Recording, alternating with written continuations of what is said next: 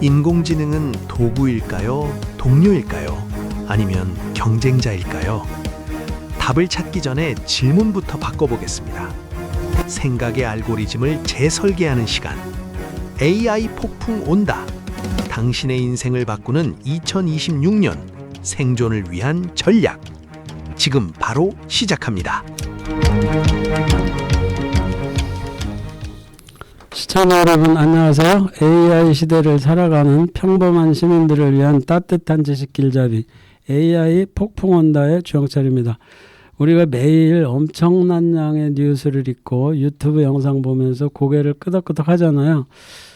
그런데 이거 다 이해했어? 라고 말하는 것 같은데요. 그런데 신기하게도 다음 날이 되면 그 대단했던 지식들이 머릿속에서 신기루처럼 싹 사라진단 말이죠. 그런데 반면에 10년 전에 친구랑 길을 갔다가 배가 아플 정도로 배꼽 잡고 웃었던 기억은 지금도 눈에 선하단 말이죠. 뇌는 도대체 왜 이렇게 편애를 하는 걸까요? 오늘 그 비밀을 파헤쳐 보려고 합니다.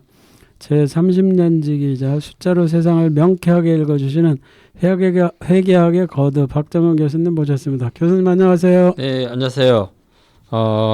주 교수님이 질문 듣자마자 정말 반가웠습니다. 예를 들면 어릴 적에 싸웠던 기억은 아직도 선명한데요.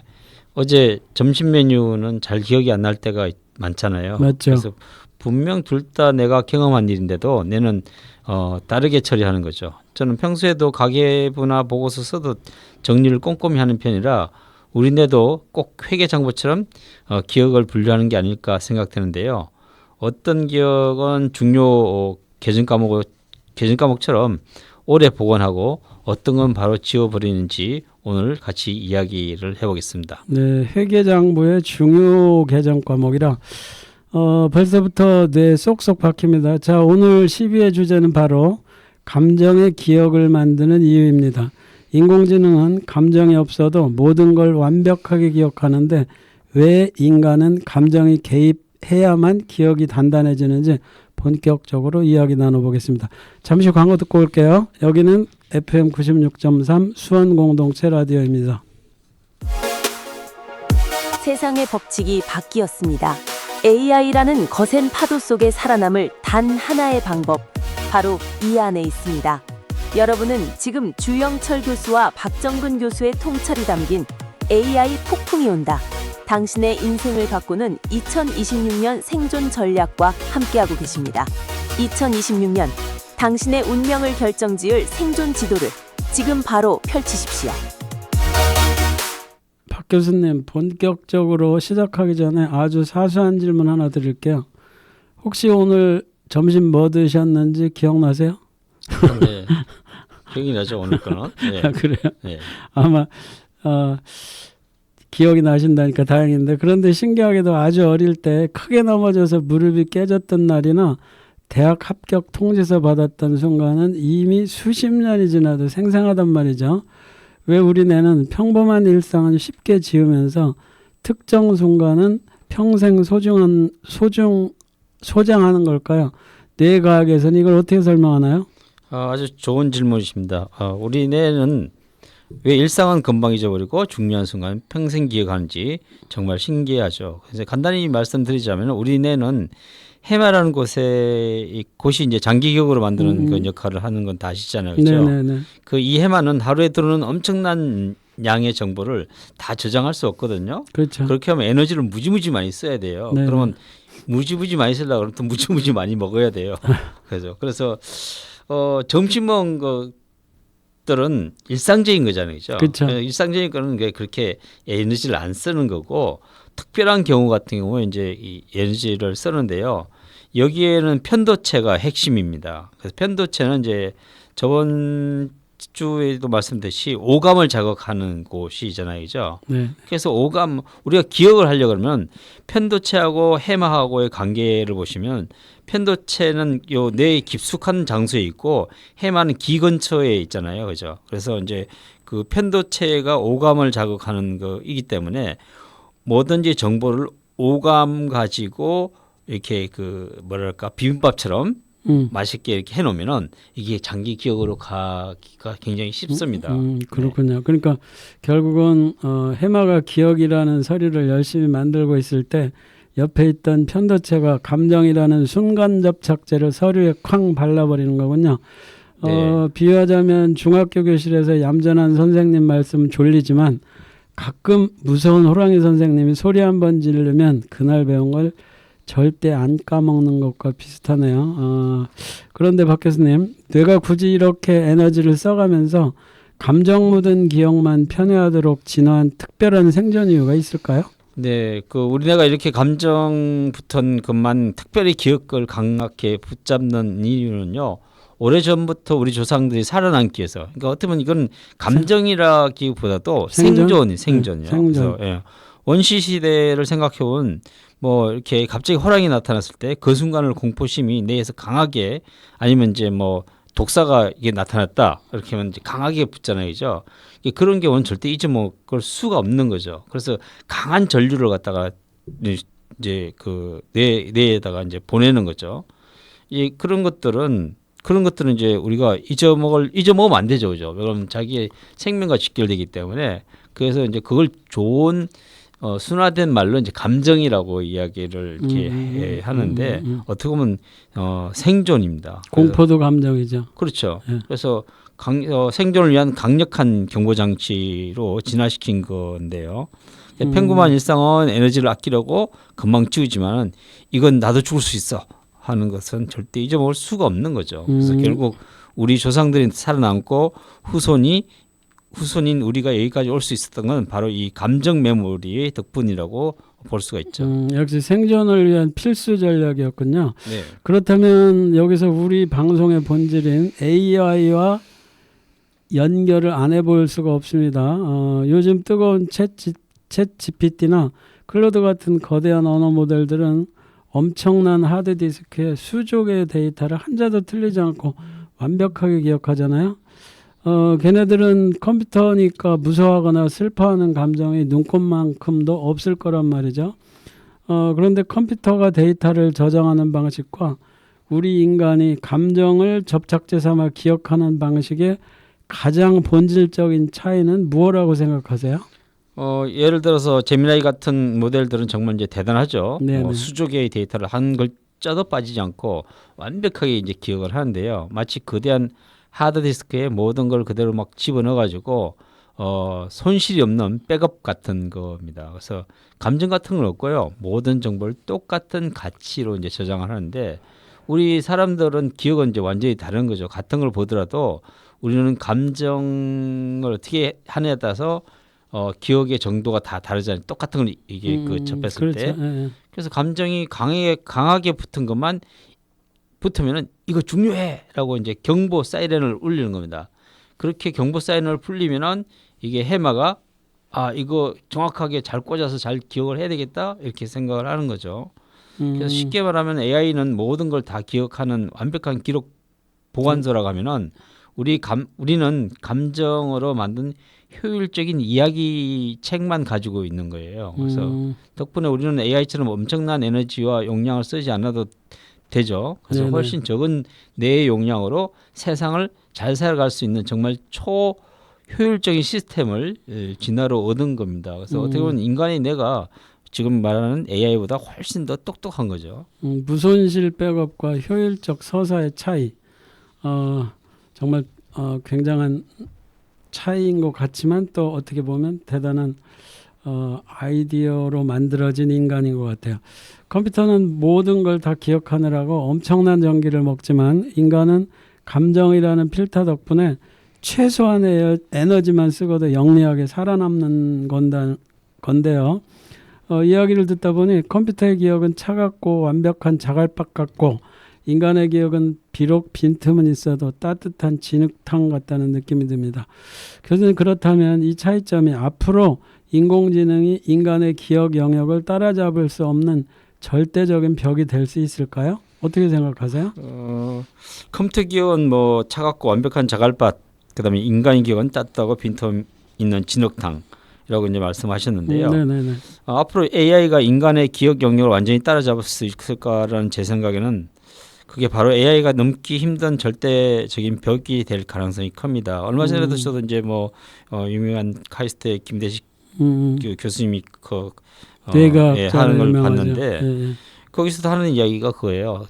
사람이 가지고 있는 게 감성 이 부분은 컴퓨터가 따라할 수 없지 않느냐. 그래서 우리가 인간이 이 장점을 갈 수 있는 감정을 잘 통제를 해야 된다고 이야기를 하더라고요. 저도 거기에 대해서 이제 전적으로 그 동의를 하는데요.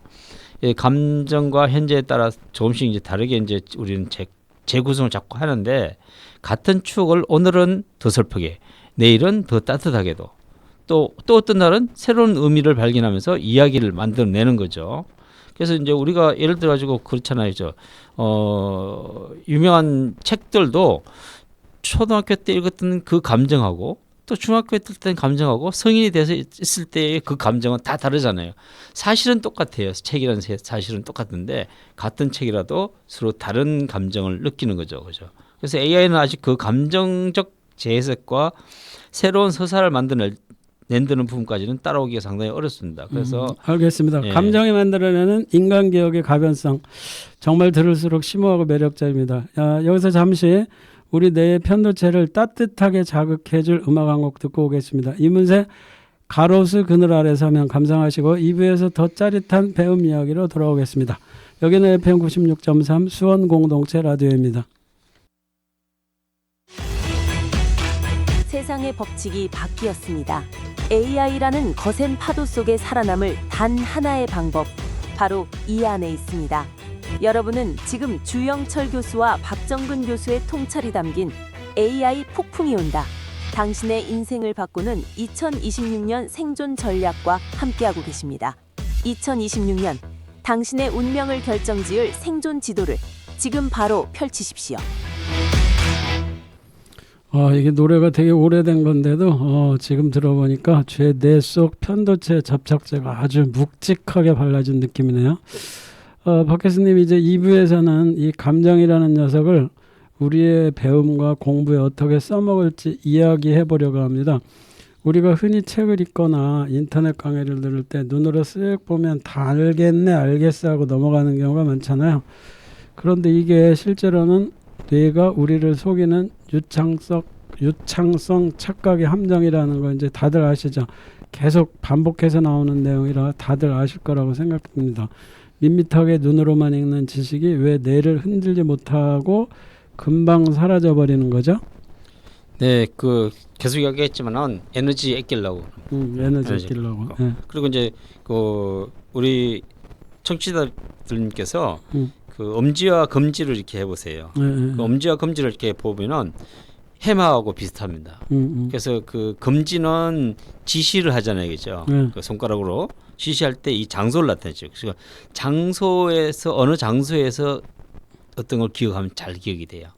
그 다음에 그 엄지 같은 경우는 이게 감정을 많이 통제를 하는 것이에요. 그러니까 이 엄지가 편도체하고 연결이 계속 되는 거예요. 그래서 감정 처리를 잘 하는 곳이고, 그래서 이제 이 편도체 해마의 모양을 보면은 지시하는 곳, 장소와 그 감정 처리를 잘한다 이렇게 생각하시면 돼요. 그래서 모든 걸 암기를 하시려고 할 때 요 두 가지를 항상 생각하면서 암기를 하시거나 이렇게 하면은 훨씬 더 기억을 하는 거죠.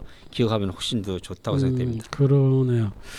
자, 그러니까 엄지와 검지에 할당돼 있는 그런 것들을 비유해서 설명을 해주셨는데, 그렇게 하면 기억이 훨씬 잘 난다는 생각이군요.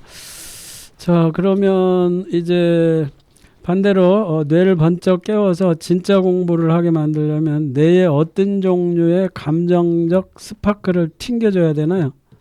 뭔가 빠바박 해야 머리에 잘 들어갈 것 같은데. 그 스파크를 틔워주는 방법은 꼭 스파크가 너무 강해도 이제 이게 스트레스를 받아서 기억을 못하고 네. 적당한 그 전기를 통해 줘야 된다고 이야기를 많이 합니다. 그리고 이제 스파크를 줄 때도 어느 정도 인터벌을 줘야지 계속 스파크를 주면은 이게 스파크도 이제 이게 그런 거보다 해가지고 얘도 이제 신경을 안 쓰는 거죠. 그렇죠. 그것처럼 무감각해지는 그래서 거죠. 보통 이제 그 인지과학자들이 하는 이야기는 25분 아니면 10분 정도 짧은- 공부를 하고 한 5분 정도 쉬면서 이렇게 다시 이 가라앉히고 기억을 이제 안착을 시킨다는 거죠. 그렇게 하거나 아니면 뭐 한 문단을 그 읽고 하면 잠깐 10초 정도 생각할 수 있는 기회를 주고 이렇게 해야만이 이 차분하게 이제 차분하게 하나씩 하려고 그래야지 왕창 시키면은 안 된다는 거죠. 그렇군요. 네. 기분 좋은 당혹감과 지적 경이로움. 그러네요. 이게 예전에 얘기를 해보면 그 매뉴얼 이런 것들을 보면 두꺼운 거 이런 거 보면 좀 졸리거든요. 네. 그런데 다 읽어서 아는 것 같은데 그 매뉴얼을 보고 실습을 해보면 실행을 해보면 또 이게 엉터리라는 이런 생각이 좀 드는데 박 교수님 이렇게 인간의 감정적 각성을 통해 지식을 체계화하는 과정과 AI가 대규모 데이터 자원을 소모하면서 경사강법으로 가중치를 최고화하는 학습 알고리즘 과정은 구조적으로 어떤 차이가 있는지 좀 짧게 말씀 좀 해주세요. 네, 디자인 툴 메뉴를 볼 때 졸리다가 직접 만들어서 결과물이 완전히 깨졌을 때 밤새면서 이제 생성했던 그 순간, 그게 바로 뇌가 제대로 각성하는 순간이죠, 그죠? 그래서 AI 학습은 차가운 수학적 최적화예요. 경사하강법이라고 하는데, 경사하강법이라는 방법으로 수백만 번, 수억 번 숫자 오차를 조금씩 줄여가면서 가중치를 조정하는 거죠. 좀 약간 어려운 내용인데요. 엄청난 데이터를 반복 계산해서 확률적으로 가장 그렇다는 답을 찾아내는 방식입니다. 그래서 AI도 이제 그런 식으로 이야기를 하는 거죠. 그래서 우리 인간도 학습은 뜨거운 의미를 이제 부여를 하는데, 학습은 의미를 부여하는데 강렬한 그 어떤 감정적 충격이나 이게 이렇겠구나 하는 순간 깨달음, 경지라 그러죠, 우리가요. 유레카라고 하는데, 이럴 때 이제 굉장히 기억이 쑥 들어오죠. 그러니까 차가운 수학적 최적화와 뜨거운 의미 부여의 차이. 오늘 뭐 명언 많이 쏟아지는 것 같은데요. AI는 똑같은 행동을 수백만 번 반복해야 겨우 배우는 것을 인간은 가슴이 뛰는 단 한 번의 감정적 각성으로 온건히 내 것으로 만들 수 있다라는 건데요. 그렇다고 지루하고 딱딱한 지식을 공부해야 하는 우리 시민들 일상에서는 이 감정적 각성 효과를 억지로라도 만들어내서 공부 효율을 높일 수 있는 그런 팁들이 현실적으로 가능할까요? 충분히 가능하죠. 그래서 이제 감정적 각성을 일부러 만들어내는 게 이제 현실적인 방법이 있는데요. 네네. 가장 효과적인 것은 주로 제가 이야기하는 혈자를 찌르는 날카로운 질문을 던지는 것이라고 해요. 그래서 책을 읽다가 그냥 넘기지 말고 이 내용이 내 삶에 왜 중요한 거지? 삶이란 하나의 이제 생존이잖아요, 그렇죠? 이게 나하고 연결해 볼까?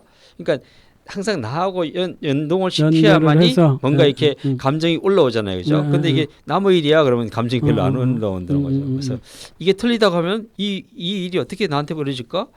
내가 지금 믿고 있는 생각과 완전히 반대라면, 그래서 저는 이제 독서를 할 때 어떻게 하면 항상 그 3인칭이잖아요. 독서에 나온 내용 주제 주인들이에요.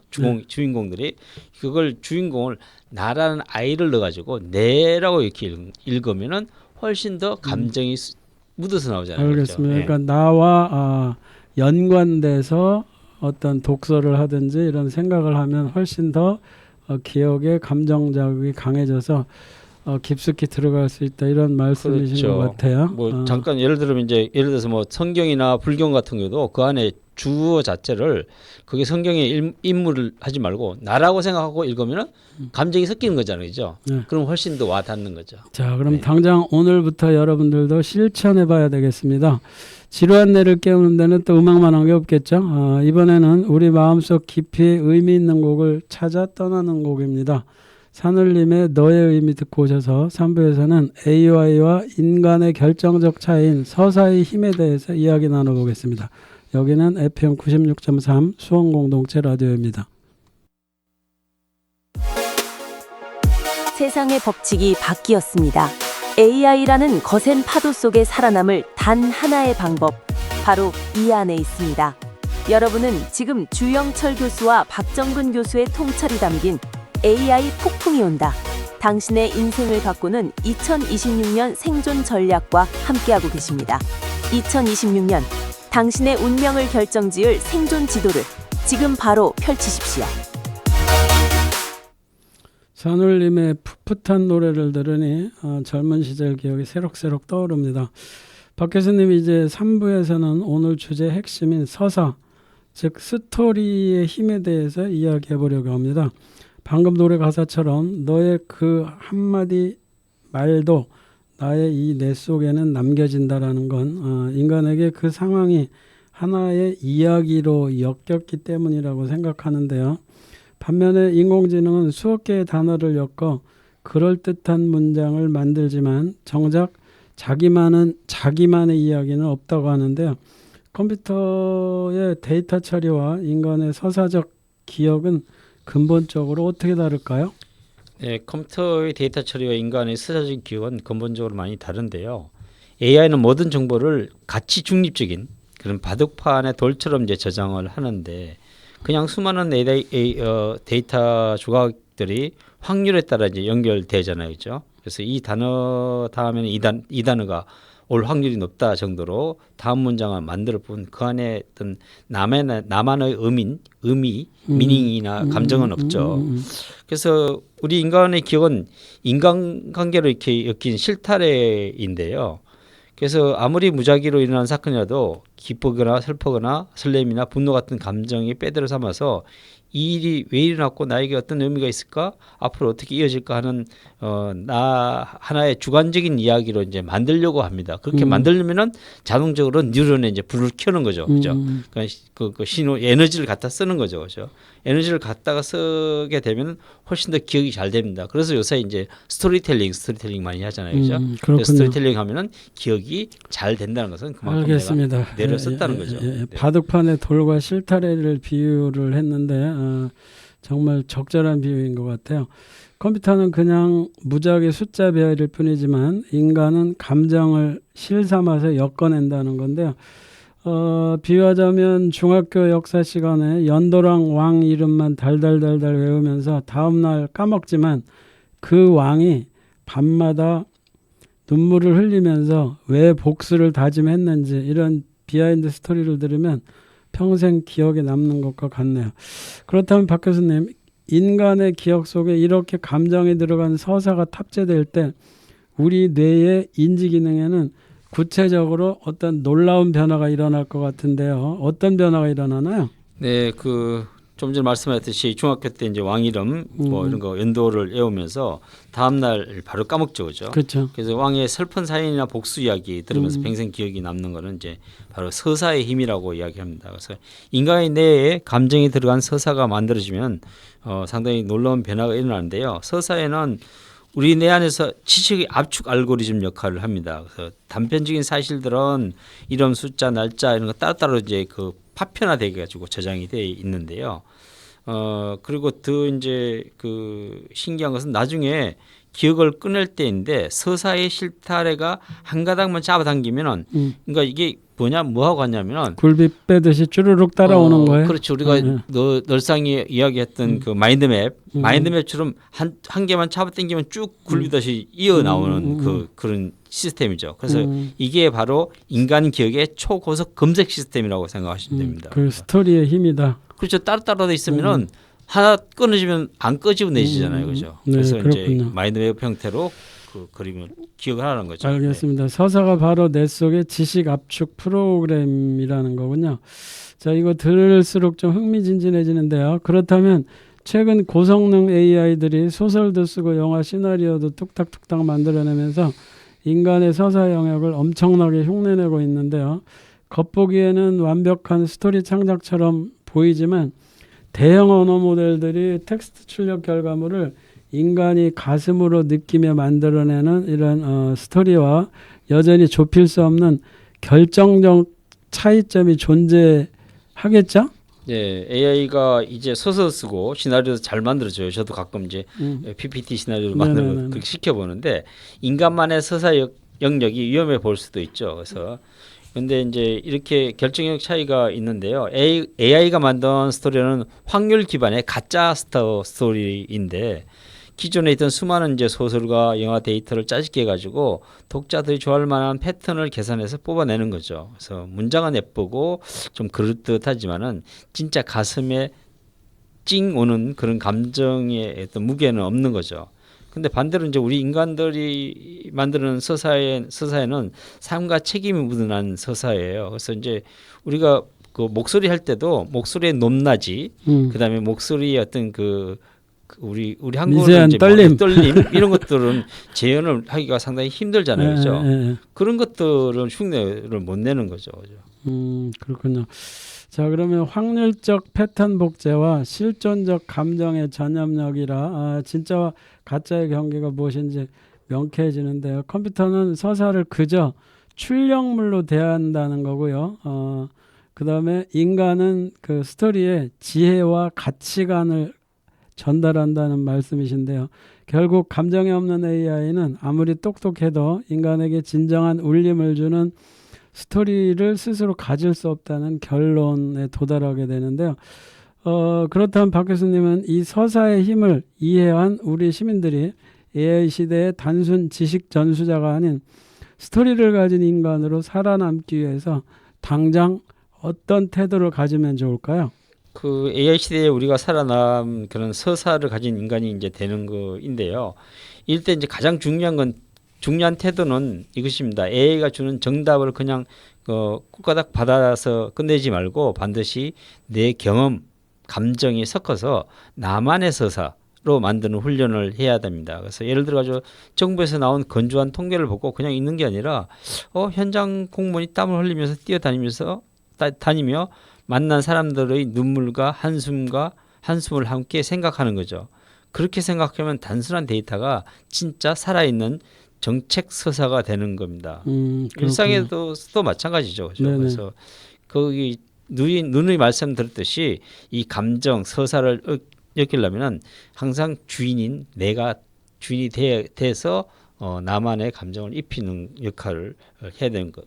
그러니까 기존에 어떤 것들이 있다면 그것들을 나랑 연결을 해서 결합을 시키면 하나의 감정이 묻어나는 그런 서사가 되면서 기억에 들어간다. 그렇죠. 이제 제가 누누이 이야기했듯이 캔은 깡통이잖아요. 네네. 깡통 앞에 아이캔 해야만 이제 이 캔이 살아나잖아요. 감정이 살아나듯이 항상 내가 주인공이 돼서 있어야만이 서사가 되는 거고 이야기가 되는 거죠.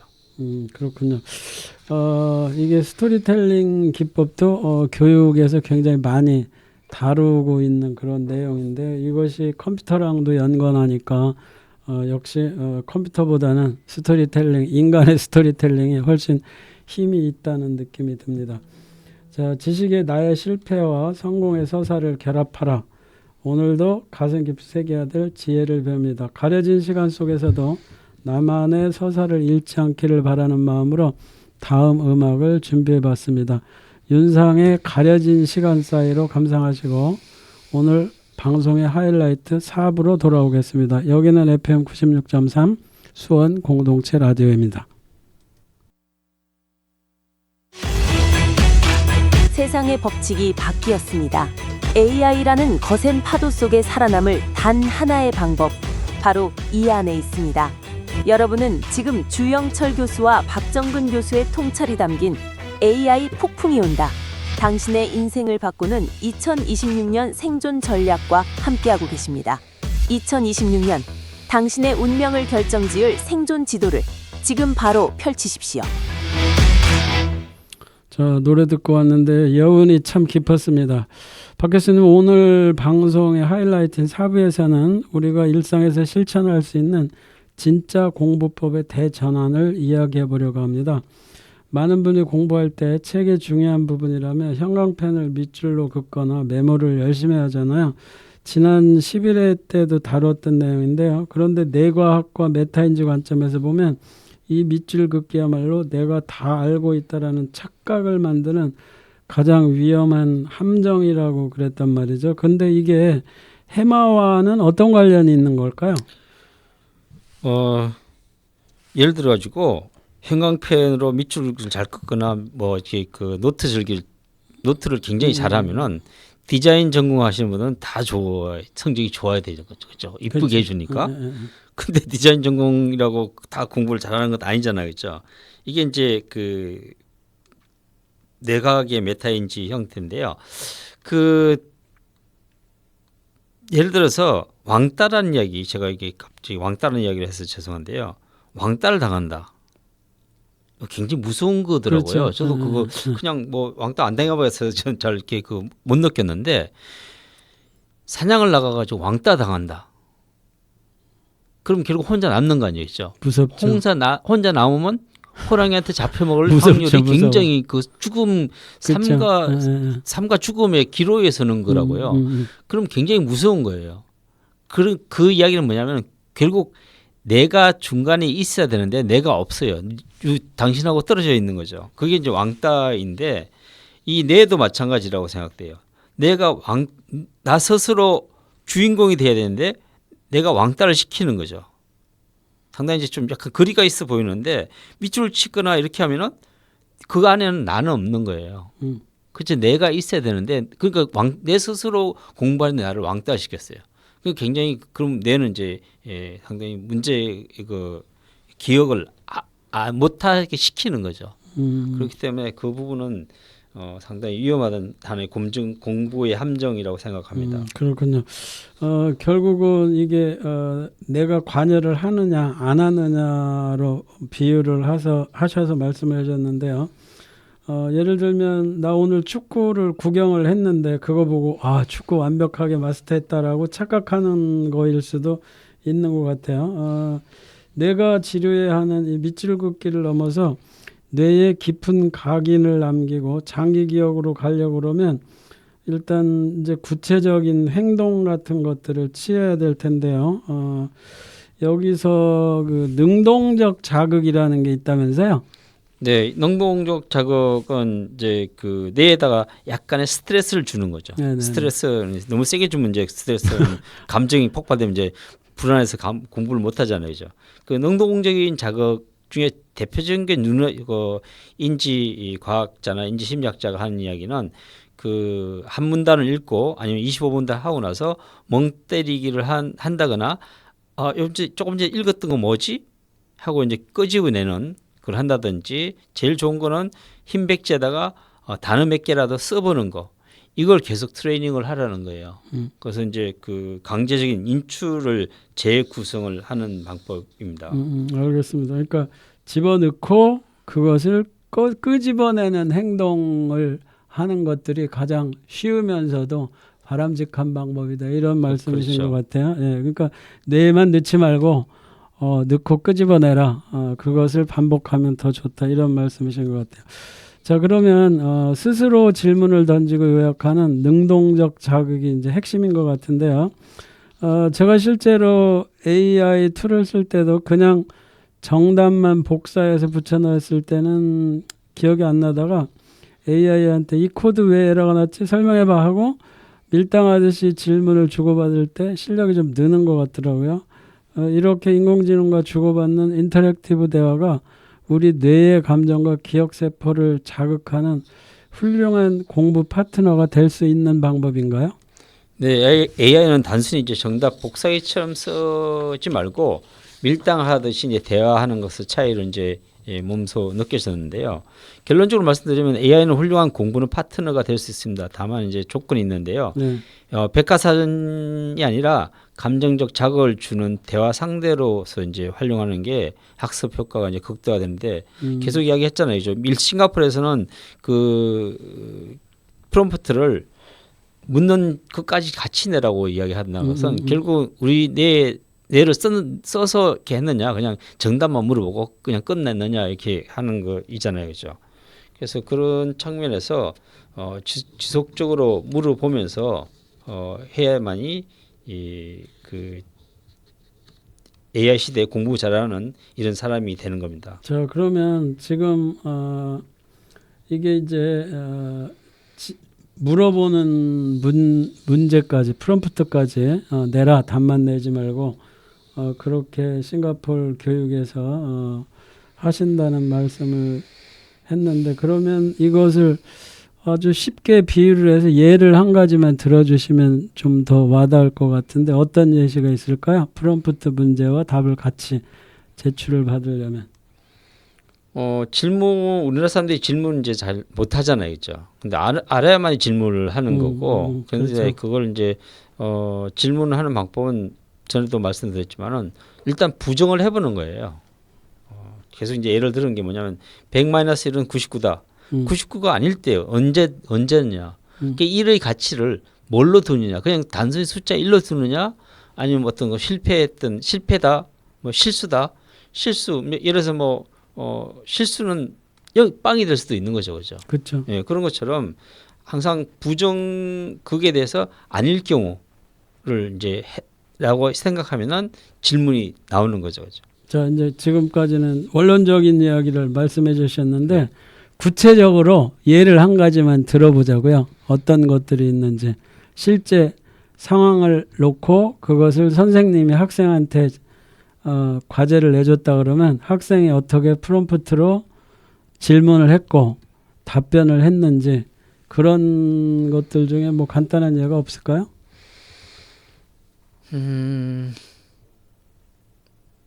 뭐 금방 정말 떠오르지 않는데 예를 들라니까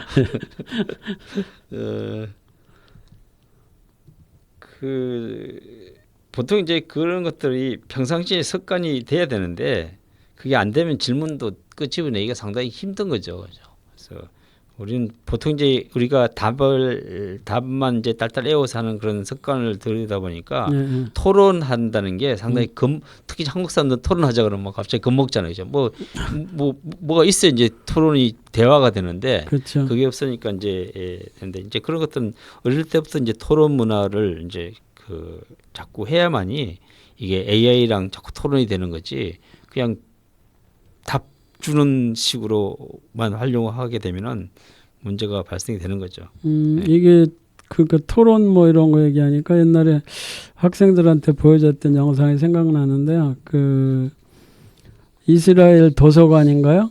뭐 해가지고 이 토론하게 하는 거 도서관이 조용해야 되는데 뭐 와글와글 시끌시끌 그랬던 거 그 영상을 보여줬던 생각이 나거든요. 이게 그 도서관에서 열띠게 토론을 하느라고 도서관이 거의 뭐 그 영상을 보니까 시장판처럼 엄청 시끄럽던데 그거 보고 그때 저도 이게 이럴 수가 있나 하고 약간 충격을 받았던 그런 생각이 든 적이 있는 것 같아요. 이제 그런 경우에 이제 보통 이제 토론하자면 내가 이제 모르니까 토론을 못 한다고 생각하는데 전혀 그런 건 아니라고 생각되거든요. 네네. 그래서 아까도 이야기했지만은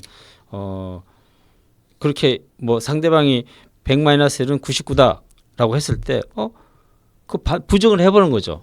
이 꼴이 아니라 이 꼴이 아닐 경우가 뭐야? 이렇게 그렇죠. 이야기하면 또 이야기가 되잖아요, 그죠? 네네. 그래서 꼬리에 꼬리를 뭐 꼬꼬무라 그러는데 꼬리에 꼬리를 묶고서 이제 부정도 해보고 긍정도 해보고 뭐 이런 그 약간의 이제 다른 각도에서 자꾸 질문해보고 그렇게 습관을 들이면은 토론이 그렇게 어렵다고 생각지는 않거든요. 우리는 꼭 정답을 이야기해야 되니까 막 이 긴장해서 이렇게 토론이 안 되는데. 정답을 모르는 거였을 때가 더 재밌지 않을까요? 그렇죠. 거기서 새로운 창의적인 아이디어가 나타나는 거죠. 그러니까 네. 제가 요즘에 그 AI의 그 자동화로 코딩하는 것들을 해보느라고 굉장히 많이 질문을 해보고 있거든요. 질문을 하는데 얘가 잘난 체를 해도 내가 주도적으로 끌고 가지 않으면 걔가 시키는 대로 따라하다가 몇 시간을 다 낭비를 해버리는 문제가 나오면 내가 나중에 화를 내거든요. 야, 네가 시키는 대로 갖고 넌 나를 어디로 끌고 간 거야. 목표를 빗나가가지고 나를 훈련만 시키고 너는 지시만 했잖아. 그럼 내가 너한테 지시를 해서 네가 나한테 알려줘야 되는데 거꾸로 네가 나한테 지시를 해서 내가 실천을 하게 만들어갖고 시간을 낭비하게 만들었으니까 너는 오늘 나한테 굉장히 부담을 주는 그런 역할을 했는데 나는 그게 몹시 기분 나쁘다. 네, 맞습니다. 그렇게 얘기를 하면 얘가 그래도 또 죄송하다고 얘기는 하더라고요. 근데 그것이 제 경험으로는 재미나이만 죄송하다고 그러지 다른 애들은 죄송하다 소리를 안 하더라고요. 그게 요새 이제 하는 HITL이라고 하잖아요. Human in the Loop. 그러니까 인간이 마지막에 루프를 계속 강해야만이 얘가 똑똑해지는 거고 서로 공존이 되는 거지. 안 그러면 이제 그 컴퓨터 AI에 끌려다닌다고 하잖아요. 예, 굉장히 위험한 상태에 놓이게 되는 거죠. 네, 그렇군요. 자, 오늘 재밌는 말씀과 함께 그 마지막으로 서사적 인간이 되어야 된다라고 하는 것에 실천하는 방법까지 같이 대화를 나눠봤습니다. 자, AI라는 차가운 기술의 폭풍 속에서 결국 우리는 인간답게 만들고 성장을 이끄는 것이 뜨거운 감정과 나만의 서사라는 점을 깊이 깨닫는 시간이 되었습니다. 오늘 함께 해주신 박정규 교수님 감사합니다. 다음 시간에는 인공지능 시대의 또 다른 화두죠. 제13화 자영업자를 위한 AI 광고 사진 상세 페이지 혼자 만들기라는 주제를 가지고 자영업자분들에게 진짜 힘이 되는 실전 팁과 이야기 보따리를 가득 풀고 돌아오겠습니다. 여기는 FM 96.3 수원 공동체 라디오입니다. 지금까지 진행의 주영철, 초대 손님 박정근 교수님, 엔지니어 유소희 편집부장이었습니다. 애청해 주신 여러분 고맙습니다. 안녕히 계세요.